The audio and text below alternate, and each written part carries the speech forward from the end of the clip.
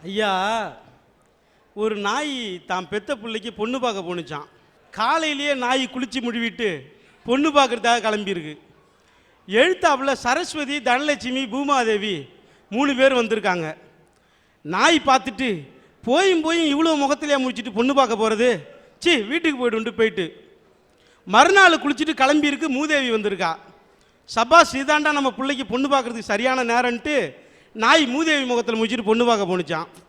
சரஸ்வதி, தனலட்சுமி, பூமாதேவி 3 அந்த நாட்டை ஆண்ட ராஜா கிட்ட போய் முறையிட்டு இருக்காங்க. எங்கள் முகத்தில் முடிச்சுட்டு போகக்கூடாதுன்ட்டு நாய் மூதேவி முகத்தில் முடிச்சுட்டு போய் கேட்டு சொல்லுங்க ராஜான்னு. உடனே ராஜா மந்திரி அனுப்பிட்டாரு. மந்திரி போய் நாயை கூப்பிடுறாரு. நாய் சொன்னிச்சான், இந்த நாட்டு ராசா என் மருமவனாச்சா, நான் எப்படி அவர் முகத்தில் முடிச்சு பேசுறதுன்னுச்சான். ஒழுங்கு மரியாதையாக வந்துருன்னு அழைச்சிட்டு போயிட்டாங்க. உடனே 2 சிம்மாசனம் போட்டாச்சு, நடுப்புற திரையை கட்டியாச்சு. ராஜா கேட்டார், ஏன் சரஸ்வதி முகத்தில் முடிச்சுட்டு பொண்ணு பார்க்க போலன்னு.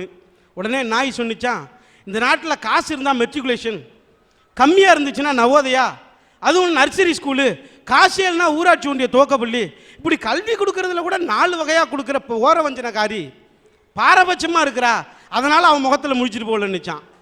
சரி, ஏன் தனலட்சுமி முகத்தில் முடிச்சுட்டு போகலன்னு கேட்கும்போது நாய் சொன்னிச்சான், வசதி படித்த மிகப்பெரிய பணக்காரலாம் இருக்காங்க இந்தியாவில், காசுக்கே இல்லாமல், சட்டை இல்லாமல், உணவு இல்லாமல், உடுத்த உடை இல்லாமல் ஏழைகள் இருக்கிறாங்க, செல்வத்தை சரிசமமாக படைக்கல இல்லை, அவளும் ஓர வஞ்சனக்காரி, அவன் முகத்தில் முடிச்சுட்டு போகலன்னுச்சான். சரி, பூமாதேவி முகத்தில் ஏன் முடிச்சுட்டு போனன்னு கேட்கும்போது நாய் சொன்னிச்சான், ஒன்றும் இல்லை, நீர், நிலம், காற்று, ஆகாயம்லாம் பொதுங்கிறாங்க, ஒரே நாடு இந்தியா, பேஞ்சு விளையிற பூமி கர்நாடகா, பாஞ்சு விளையிற பூமி தமிழ்நாடு, தண்ணி அவன் வச்சுக்கிறான், அங்கே கொடுக்க மாட்டான், இங்கே தற்கொலை பண்ணிக்கிட்டு விவசாயி சாகுறான், பூமியில் கூட இவ்வளோ ஏற்றத்தாழ்வு படைச்சிருக்காள், அதனால் முடிச்சுட்டு போகலன்னுச்சான். சரி, அதெல்லாம் ரைட்டு, மூதேவி முகத்தில் முடிச்சுட்டு போனியா, என்ன விஷயம்னு கேட்டார். ஐயா, நீங்கள் இந்த நாட்டு ராஜா, நல்ல பிரியாணி தின்னுட்டு பஞ்சு மெத்தையில் தூங்கினாலும் உங்களுக்கு தூக்கம் வரும், நாய் ஊத்துற கஞ்சை குடிச்சுட்டு குப்பையை சிச்சு படுத்தாலும் எனக்கும் தூக்கம் வரும், இந்த நாட்டில் தூக்கத்தை சரிசமமாக படைச்ச பொதுவுடமாக்காரி மூதேவி, அதனால் அவன் முகத்தில் முடிச்சுட்டு போனேன்னு சொன்னிச்சான். சரி, அதெல்லாம் ரைட்டு, என்ன பார்த்து மருமவனு சொன்னி எப்படின்னுச்சான். ஐயா, நேற்றுக்கு முத நாள் உங்கள் வீட்டில் விசேஷம் நடந்துச்சு இல்லை, வெளியில் கிடக்கிற இலைய நான் நக்க வந்தப்ப உன் பொண்டாட்டி என்ன சொல்லி திட்டினீங்க, பொடி நாய்க்கு பிறந்தவளன்னு கேட்டீங்கல்ல, அவன் எனக்கு பிறந்தவன், நீங்கள் எனக்கு மருமகன் தானே நினைச்சான். இந்த நாட்டினுடைய ஏற்றத்தாழ்வை ஒரு நாய் சொல்லிட்டு போயிட்டுங்க ஐயா. அப்பேற்பட்ட இந்த நாட்டினுடைய போற போக்க பார்த்து பலே பலேன்னு நான் பாராட்டணுமா? மன்னிக்கணும். அதாவது கலைமகளை பற்றி, திருமகளை பற்றி, பூமாதேவியை பற்றி ஏன் ஏற்றத்தாழ்வை வைத்திருக்கிறார்கள் என்று கேட்டதால் ஒன்றை சொல்கிறேன். இமயமலை உயரமாக இருந்தால்தான் கங்கை அங்கே இருந்து உதிக்கும், தரையிலே கால் பதிக்கும். இமயமும் உயரமாக வேண்டாம், மற்ற இடமும் சமமாக இருக்க வேண்டும் என்று சொன்னால் இங்கே காரைக்கால் உயர்ந்திருந்தால் தான் கடல் உள்ளே வராமல் இருக்கும், இல்லை என்றால் கடல் இங்கே உள்ளே வந்துவிடும். ஆக ஏற்றத்தாழ்வு என்பது இறைவன் படைக்கிறான் என்று சொன்னால் அதில் 1000 அர்த்தம் இருக்கிறது. பள்ளம் இருந்தால் தான் தண்ணீர் தேங்கும், தண்ணீர் தேங்கினால் தான் ஏரி, இல்லை என்றால் நாடு நாறிவிடும். நாரி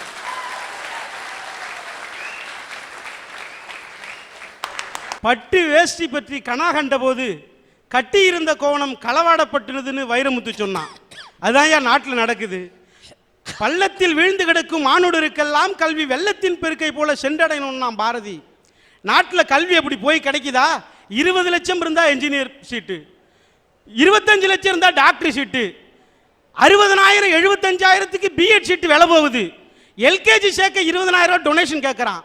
இப்படி கல்விக்குரிய கலைமகள் சரஸ்வதியை விலைமகளாக மாற்றி இருக்கிற கேடுகட்ட தேசத்தில், கேடுகட்ட திசை வழியிலே இந்த தேசம் போயிட்டு இருக்கு. இதை பார்த்து பலே பலேன்னு பாராட்ட முடியுமா? நீ கலைமகளை விலைமகள்லாம் ஒப்பிடாத, தப்பு. கலைமகளா இறங்கி இத்தனை சீட்டை இவ்வளவு ரூபாய்க்கு வித்துடுன்னு சொன்னாங்க. கல்வி கூடங்கள் நடத்துறவங்க வித்தாக்கா கலைமகள் என்ன பண்ண முடியும்? தமிழ்நாட்டில் 62 லட்சம் இளைஞர்கள் படித்து பட்டம் பெற்று எம்ப்ளாய்மெண்ட் எக்ஸ்சேஞ்சிலே பதிவு செய்து வேலை இல்லாமல் காத்திருக்கிறான். அவனுக்கு வேலை கொடுக்கணும். இந்த சேது சமுத்திர திட்டம் அமுலானா 10 கடலோர மாவட்டத்து இளைஞனுக்கு வேலை கிடைக்கும்னா இருந்த மசூதியை இடிச்சவன் சொல்றான், இல்லாத பாலத்தை இடிக்காதறான்னு. ஐயா, அதுக்கு ஒரு காரணம் சொல்றாங்க. ராமர் கட்டிய பாலம்னாங்க. எப்போயா கட்டினாதுன்னு கேட்டால் 17.5 லட்சம் ஆண்டுகளுக்கு முன்னாடி. நாட்டில் உயிரினங்கள் தோன்றிய உலகத்தில் 2 லட்சம் வருஷம் ஆகுது. மனுஷன் தோன்றி 50,000 வருஷம் ஆகுது. 17.5 லட்சம் ஆண்டுகளுக்கு முன்னாடியாம். சரி, எப்படா கட்டினதுன்னு கேட்டால், அணில் இருக்குல்ல, அணில் அது கடற்கரை மணலில் போய் உழுந்து பெறலுமா, மணல்லாம் ஒட்டியுமா, கடலில் ஓடி போய் குதிக்குமா, மணல் கொட்டிடுமா, கரைக்கு கடலுக்கு, கரைக்கு கடலுக்கு, இப்படியா அந்த பாலத்தை போட்டுச்சு. அதனால தான் ராமர் அன்பா தடவி கொடுத்தாரு, 3 கோடி விழுந்துச்சுன்றான். மன்னிக்கணும், நீங்க ராமாயணத்தை தவறா புரிஞ்சுட்டு பேசுறீங்க. ராமர் பாலம் கட்டிய போது அத்தனை பேரும், ராமரோடு இருந்த வானரங்கள் அத்தனையும் ஒன்று திரண்டு அவர்கள் பாலம் கட்டினார்கள். அவர்கள் பாலம் கட்டிய போது அணிலும் உதவி செய்தது என்று தான் சொன்னார்களே தவிர, அணில் மட்டும்தான் அந்த பாலத்தை கட்டியது என்று எந்த இதிகாசமும் எனக்கு சொல்லவில்லை. ஐயா, ஓட்டு போட்டு பாராளுமன்றத்துக்கு மக்கள் பிரச்சனையை பேசுங்கன்னு அனுப்புனா, ஓட்டு போடுறதுக்கு 3 கோடி, ஓட்டு போடாம இருக்க 3 கோடின்னு பாராளுமன்றத்தில் 6 கோடி அள்ளி கொட்டுறாங்க ஐயா. போட்டு போடுறதுக்கு 3 கோடி, ஓட்டு போடாம இருக்கிறதுக்கு 3 கோடி. ஆனா ஓட்டு போட்ட ஜனங்கள் நிக்கிறது தெருக்கோடி. ஐயா, இந்த பாராளுமன்றம் ஜவஹர்லால் நேரு பேசிய பாராளுமன்றம், அன்னை இந்திரா காந்தி பேசிய பாராளுமன்றம், பி ராமமூர்த்தி பேசிய பாராளுமன்றம், மாமேதை அம்பேத்கர் பேசிய பாராளுமன்றம் இன்றைக்கு சந்தி சிரிக்கிறது. பாராளுமன்றத்தினுடைய ஜனநாயகம் கேலி கூத்தாக மாற்றப்பட்டிருக்கிறது. இதை பார்த்து பலே பலே என்று பாராட்ட தோன்றுமா? அக்ரானங்கள் அணைக்கட்டை திறந்து வச்சுட்டு கீழே இறங்குறார் ஜவஹர்லால் நேரு. அவர் காலடியில் ஒரு விவசாயி விழுந்து கும்பிட்டான். நேரு தூக்கி நிறுத்தி கொடுத்தாரு செவிலுக்கு நேரா ஒரு அறை.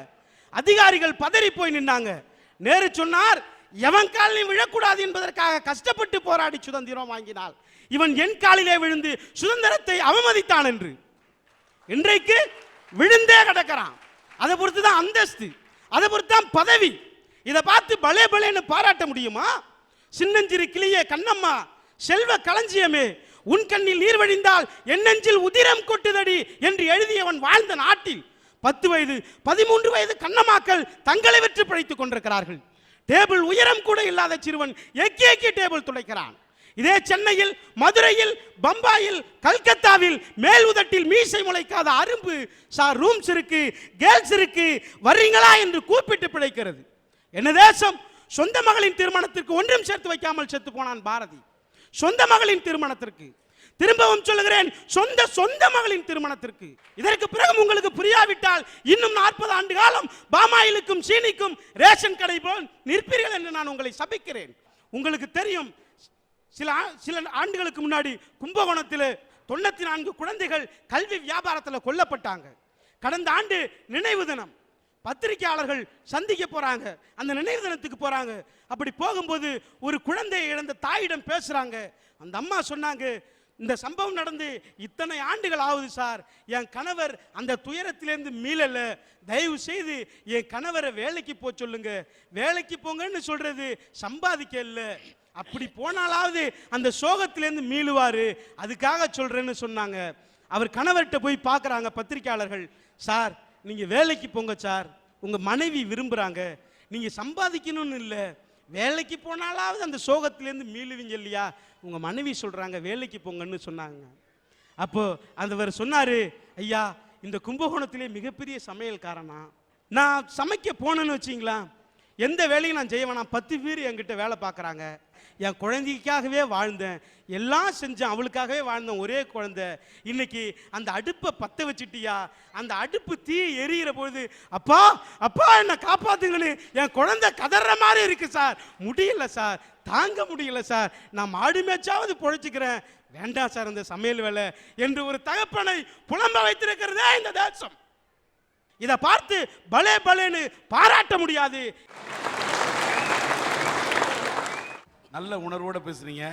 சில இது இருந்தாலும், ஆதங்கம் இருந்தாலும், இந்த தேசத்தின் மீது உங்களுக்கு இருக்கக்கூடிய பக்திக்கு என்னுடைய வாழ்த்துக்கள். காரைக்கால் பெருமையை ரொம்ப ரொம்ப அழகாக சொன்னீங்க, ரொம்ப சந்தோஷம் எனக்கு. ஆனால் உலகத்திலே வேணாம், இந்தியாவிலே விட்டுருங்க, தமிழ்நாட்டிலே பொண்டாட்டி காலில் புருஷன் ஊனன்னு சொல்லி கொடுத்த ஆள் காரைக்கால் அம்மையாரோட புருஷன் பரமதத்தன் தான். அவர் தான் எங்கள் குரு.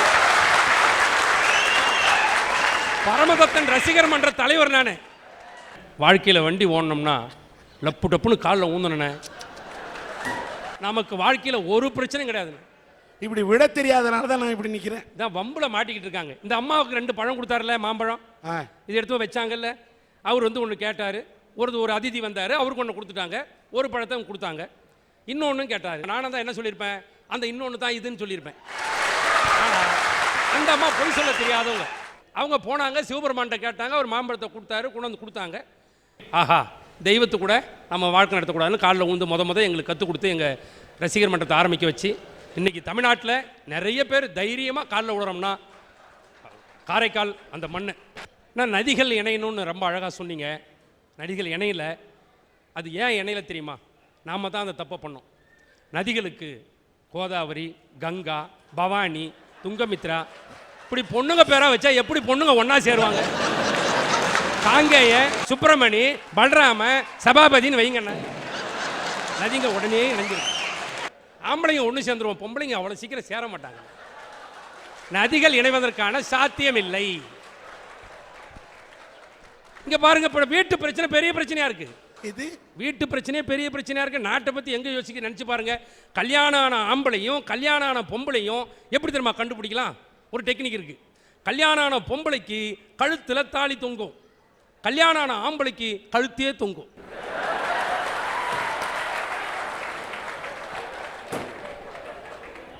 எனக்கு தெரிஞ்சு எங்க ஊர்ல ஒரு ஆளு படாத பாடுபட்டு என்கிட்ட ஓடி வந்தார். காங்கேயன் சார், மாதிரி பிரச்சனை ஆயிடுச்சு. என்னன்னு, என் பொண்டாட்டிக்கு எங்கள் அம்மாவுக்கும் டெய்லி சண்டை சார், டெய்லி சண்டை சார், அடிச்சுக்கிறாங்க சார்னார். அப்படியா, உங்கள் பொண்டாட்டிக்கு உங்கள் அம்மாவுக்கு சண்டை வந்தா நீ யார் பக்கம்ன? நான் பீரோவுக்கு பின் பக்கம்னாரு. அப்புறமா தான் தெரியுது கல்யாணத்துக்கு ஏன் பீரோ தராங்கன்னு. ஆம்பளைங்க ஒளிஞ்சிக்கிறதுக்கு தான். ஒரு பழமொழி இருக்கணும், எங்கள் தாத்தா சின்ன வயசில் சொன்னார், ஆயத்திர பத்திர கோத்திர மல்லாத்திர கல்லேத்திர பிடிச்சின்னு சாத்திர, நூத்திர பத்திர கோத்திர வளைய பத்திர மசாலா வேத்திர எண்ணெய் ஊத்துற, தத்தக பத்துக்க பத்திர ராத்திரியில் கத்திர காலையில் மல்லாந்துக்கிறேன்னு ஒரு பழமொழிண்ணா. புரியுதாண்ணா உங்களுக்கு? எளிமையாக சொல்கிறேன் அந்த பழமொழியை. எங்கள் தாத்தா நிறுத்தி சொன்னார். என்ன தாத்தா புரியல? என்ன ஆயத்திர பத்திர கோத்திரன் அப்படின்னா ஆமை சொல்லிச்சான். ஆமை நான் 1000 வருஷம் வாழ வேண்டான். ஆமை கவுந்துக்கிட்டு போகிறவரில் தான் அதுக்கு வாழ்க்கை. ஆமையை மல்லாத்தி போட்டால் மேட்ரு ஓவர். ஆயத்திர பத்திர கோத்திரன் ஆமை சொல்லிச்சான். அப்படியா, மல்லாத்திர கல்லேத்திர பிடிச்சின்னு சாத்திர. மீன் சொல்லிச்சான் 100 வருஷம் வாழ்வன். அப்படியா, வலைய போத்துற, மசாலாவை ஏத்துற, எண்ணெயை ஊத்துற, மீன் மேட்ரு ஓவர். தவுக்குள்ள ராத்திரி பூரா கக்க கக்கா கக்க கக்கா கக்க கத்திக்கிட்டே இருக்கும். தத்தகா பத்தக்கா பத்திர ராத்திரியில் கத்துற, காலில் மல்லாந்துக்கிற. 2 வீலர்காரன் நசிக்கிட்டு போயிருப்பான். இது எதுக்கு சொல்றேன்னா, இந்த வாழ்க்கை நிலையில்லாத வாழ்க்கை. வீட்டு பிரச்சனையே பெரிய பிரச்சனையா இருக்கு. நாட்டை பத்தி எங்க யோசிக்க நினைச்சு பாருங்க. அண்ணா ஒன்றும் இல்லை, இன்னைக்கு உலகத்தில் உதவி செஞ்சாலே உபத்திரம் வருதுண்ணே. நான் வந்து பரோபகாரி. எங்காவது ஒரு துன்பம் ஏற்பட்டுச்சுன்னா ஓடி போய் உதவி செய்கிறாள்னா என் கண் முன்னால் தான் இது மாதிரிலாம் நடக்குது. பாவம். நானும் என் மனைவியும் போன வாரம் பைக்கில் போய்கிட்டு இருந்தேன்னா எதிர்க்க ஒருத்தர் அவங்க மனைவியை கூப்பிட்டு அவரும் பைக்கில் வந்தார். அவங்க மனைவியாக தான் இருக்குன்னு நினைக்கிறேன். ஏன்னா நிறைய பேர் யாரையே கூப்பிட்டு வரேன் யாருன்னு தெரியல. ஆனால் நான் சத்தியமாக என் மனைவி தான் கூப்பிட்டு போனேன். பைக்கில் போகும்போது எதிர்க்க ஒரு நல்ல ஸ்பீடில் வந்தாங்க. ஒரு நாய் குறுக்கில் போய் 2 பேரும் கீழே வந்துட்டாங்க போன வாரம். உடனே என் பைக்கை நிறுத்திட்டு நானும் என் மனைவியும் போய் அவங்க ரத்தத்தெல்லாம் தொடச்சி உடனே பார்த்து அந்த ஆட்டோ டிரைவர் ஒருத்தர் கூப்பிட்டு, எப்பா ரொம்ப அடி பயங்கரமாக இருக்குது, முகமெல்லாம் ரத்தமாக ஒழுகுது, இவர் பார்த்து கூட்டு பார்ப்பான்னு சொல்லி நானே ஆட்டோ டிரைவருக்கு 100 ரூபா பணத்தை கையில் கொடுத்து இவர் ஹாஸ்பிட்டலுக்கு கூட்டு பார்ப்பானேன். அந்த மனுஷனும் அந்த மனைவியும் அவங்க வீட்டுக்காரமும் எனக்கு நன்றி சொல்கிறதுக்கு நான் தழுதெழுத்து ஒரு வார்த்தை நன்றி சொல்ல வந்தார். ஏன் சார், ரோட்டில் எவனோ அடிபட்டு போனால் நமக்கு என்னான்னு போகிற காலத்தில் வண்டியை நிறுத்தி நீங்களும் உங்கள் மனைவியும் எனக்கு ஒரு உதவி செஞ்சு ஹாஸ்பிட்டலுக்கு ஆட்டோவுக்கும் காசு கொடுத்து அனுப்புறீங்களா சார் அப்படின்னு நன்றி சொல்ல வந்தார். அவர் நன்றின்னு சொல்லியிருக்கலாம். இந்த சண்டாளப்பாய் ஒரு வார்த்தை சொன்னாங்க. இதே மாதிரி ஒரு நாளைக்கு உங்களுக்கு நான் உதவி செய்யணும்னா சார், நானும் என் பொண்டாட்டியும் போகணுமா, பைக்லேருந்து விழணுமா, இவன் வந்து உதவி செய்யணுமா? பாருங்கள், நான் உதவி செஞ்சதுக்கு இந்த நாட்டில் என்ன அநியாயம் நடக்குது. ஆனால் பாருங்கள், பெண்கள்லாம் பாருங்கள் வீட்டில் மகிழ்ச்சியாக வச்சுருக்கோம். இன்றைக்கி நாங்கள் பெண்களுக்கு எல்லாம் நகை நட்டு பட்டு புடவைன்னு வாங்கி கொடுத்து ஏகப்பட்ட செலவு பண்ணுறேன் நான் பெண்களுக்கு. எங்களுக்கு 90 ரூபாய்க்கு ஒரு வேட்டி வாங்கி தராங்க. பெண்கள் எதுக்காக நிறைய நகையும் அழகான பட்டு புடவையும் ஏன் கட்டிக்கிறாங்கன்னு நினைக்கிறீங்க? நாங்கள் அழகாக இருக்கணுங்கிறதுக்காக கட்டிக்கிறோம். இப்போ நாளைக்கே இப்போ அந்த அண்ணனோட மனைவி அப்படியே ரோட்டில் நடந்து போகிறாங்கன்னா ஊருக்காரன் என்ன தெரியுமா சொல்லுவான்? டீ கடையில் உட்காந்துட்டு, அடா அடா அடா அடா அடா அடா அங்கே பாரியா காங்க என் பொண்டாட்டியா என்னமா வச்சிருக்கான் பாரியா. ஒத்துக்கிறோமா அண்ணே? அப்படியும் சொல்லுவான். அந்த டீ கடையில் இருக்கிறவங்க இப்படியும் சொல்லுவான், இந்த மாதிரி வாங்கி கொடுத்தாண்டா காங்க என் நடுத்தரில் நிற்கிறான்னு சொல்லுவான். 3 முழத்தில் தொடப்பம் இருக்கும், பூந்தொடப்பம். பெண்கள் குனிஞ்சு குனிஞ்சு குனிஞ்சு பெருக்குவாங்க. அரிசி இடிச்சு தான் சாப்பாடு செய்வாங்க. அப்போ அது இப்போ வாய்ப்பு இல்லை. ஒரே மண்ணெண்ணெய் பேரல மாதிரி ஒரே சைஸாக போச்சு. அது நாம் பொறுப்பு இல்லை. ஆனால் என்னன்னாக்கா அந்த தொடப்பம் 3 அடி 3 அடி தொடப்பம் இருந்தது பிரச்சனை இல்லைண்ணா. இப்போ 7 அடியில் இருக்குது தொடப்பம். பொம்பளையோட உயரமாக இருக்குண்ணே. பூணு 3 அடி. எங்கள் வீட்டு அம்மா ஒரு நாள் ஹாலில் நின்று க்ளீன் பண்ணது கிச்சன் க்ளீன் ஆகுதுண்ணா. அவ்வளோ நீட்டு தொடப்பம். இப்போ அதில் என்ன வேடிக்கைன்னா வேக்யூம் கிளீனர்னு ஒன்று கண்டுபிடிச்சிருக்கான். வேக்யூம் கிளீனர் அதை ஆன் பண்ணிவிட்டு குப்பை இருக்கிற இடத்த காட்டினோம்னா குப்பையெல்லாம் சரசரன்னு இழுத்துக்குமா. எங்கள் வீட்டம்மா அப்படி தான் காட்டிக்கிட்டே போச்சு. கிச்சனில் போச்சு பாரு 4 இட்லி உள்ளே இழுத்துக்குச்சுண்ணா. வேறு இட்லியே இல்லையா யாருக்கும் தெரியாமல் நோண்டி எடுத்து சாப்பிட்டு போனேன். வேறு வழி. ஆனால் இது குடும்பத்து பிரச்சனை. இதெல்லாம் பார்க்கவே நமக்கு நேரம் சரியாக இருக்குது. நாட்டில் எந்த பிரச்சனை நடந்து நம்ம என்ன செய்ய போகிறோம்? இந்த மேடையிலே உங்கள் முன்னால் நின்று கொண்டிருக்கக்கூடிய இந்த பாலமுருகன் என்னுடைய சொந்த ஊர் மன்னார்குடி. என்னுடைய அப்பா பெருமாள் ஒரு சாதாரண சலவை தொழிலாளி. இந்த பாலமுருகனும் அவருடைய சகோதரி சந்திரா இருவருமே குத்துச்சண்டை மற்றும் பளு தூக்குவதில் வீரர்களாக இருந்தவர்கள். கடந்த 6/1/2010 வேலூரில் நடந்த மாநில அளவிலான போட்டியிலே கலந்து கொண்டு பாலமுருகன் மாநில அளவில் 2வது இடமும் சந்திரா மாநில அளவில் 1வது இடமும் பெற்று வெற்றிகரமாக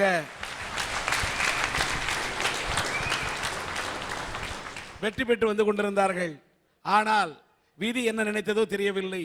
அரசு பஸ் ஒன்று வந்து இவர்கள் வந்த வாகனத்தின் மீது மோதிய காரணத்தால் அங்கே ஏற்பட்ட விபத்திலே நம்முடைய பாலமுருகனுடைய 2 கால்களும் நொறுக்கப்பட்டு இன்றைக்கு பிளேட் பொருத்தப்பட்டு தான் அவர் உங்கள் முன்னிலை நின்று கொண்டிருக்கின்றார். இப்படி ஓடி ஆடி பளு தூக்கிய ஒரு வீரன் மற்றவர்கள் கை தாங்கி தூக்கி வந்து இங்கே மேடையில் நிறுத்தக்கூடிய அளவுக்கு இந்த நிலையிலே இவர் இருக்கிறார் என்பதை எங்களிடத்தில் எடுத்து சொன்னார். தம்முடைய வாழ்க்கையிலே தான் மறுத்த உதவி பெறுவதற்கு, தம்முடைய கால் மீண்டும் குணமாவதற்கு உதவி செய்ய வேண்டும் என்று கேட்டுக்கொண்டதற்கு இணங்க சன் டிவியினுடைய அரட்டை அரங்கமும் SRM பல்கலைக்கழகமும் சேர்ந்து அவருடைய மருத்துவ செலவுக்காக இந்த 15,000 ரூபாய் காசோலையை இவருக்கு இந்த மேடையிலே வழங்கப்படுகிறது.